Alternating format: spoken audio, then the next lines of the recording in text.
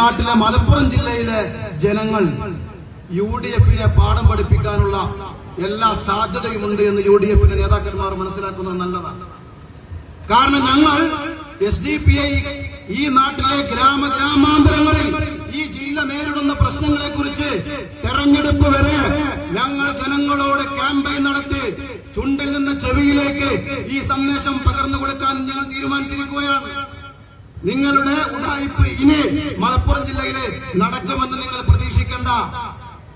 CH Muhammad Koya സാഹിബിന്റെ ബാഫക്ക് തങ്ങൾ അവർ കാണിച്ച ധീരത, മലപ്പുറം ജില്ലാ രൂപീകരണത്തിൽ അവർ വഹിച്ച പങ്ക്, ആ പങ്ക് ഇനി ജനങ്ങളോട് വിളിച്ചു പറഞ്ഞ് ആ പഴയകാലത്തെ പ്രതാപത്തിന്റെ ആനുകൂല്യം പറ്റി മുന്നോട്ട് പോകാൻ ഇനി ഇന്ത്യ യൂണിയന്റെ മുസ്ലിം ലീഗിന് അവരുടെ നേതാക്കന്മാർക്ക് കഴിയുമെന്ന് നിങ്ങൾ പ്രതീക്ഷിക്കേണ്ടതില്ല. കാരണം ഈ നാടിന്റെ യഥാർത്ഥ പ്രശ്നം എന്ന് പറയുന്നത് ഈ നാട്ടിലെ 47 ലക്ഷം വരുന്ന ജനങ്ങൾ അനുഭവിച്ചുകൊണ്ടിരിക്കുന്ന ദുരിതമാണ്.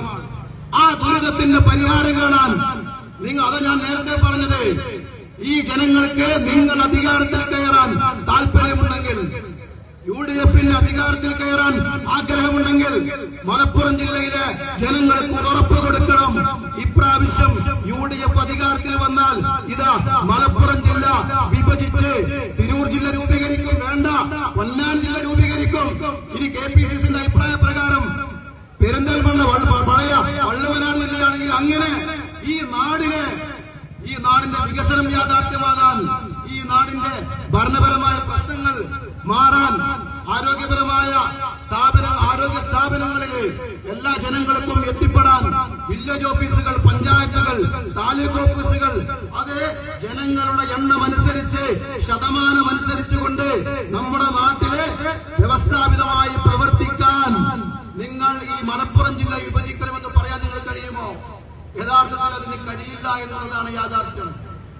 കഴിയില്ല എന്ന് പറഞ്ഞാൽ PK കുഞ്ഞാലിക്കുട്ടിക്ക് മന്ത്രിയാകണം എന്നതിലുപരി കേരളം കോൺഗ്രസ് ഭരിക്കണം, മുസ്ലിം ലീഗ് ഭരിക്കണം എന്നതിലുപരി ഈ നാടിന്റെ യഥാർത്ഥ പ്രശ്നം മുസ്ലിം ലീഗിനെ സംബന്ധിച്ചിടത്തോളം ഒരു വിഷയമേ അല്ല, ഒരു തർക്കവും ആ കാര്യത്തിലില്ല. അതുകൊണ്ടാണ് എന്റെ ശബ്ദം ശ്രമിക്കുന്ന മുസ്ലിം ലീഗിന്റെ പ്രവർത്തകരുണ്ടെങ്കിൽ, അനുഭാവികളുണ്ടെങ്കിൽ, എന്റെ പ്രിയപ്പെട്ട നാട്ടുകാർ, അവർ വളരെ ഉത്തരവാദിത്വത്തോടുകൂടി ഗൗരവത്തോടുകൂടി അവർ ആലോചിക്കേണ്ടത് നിലവിലുള്ള ഈ പറയുന്ന UDF-ന്റെ പൊതു തീരുമാനമാണ്.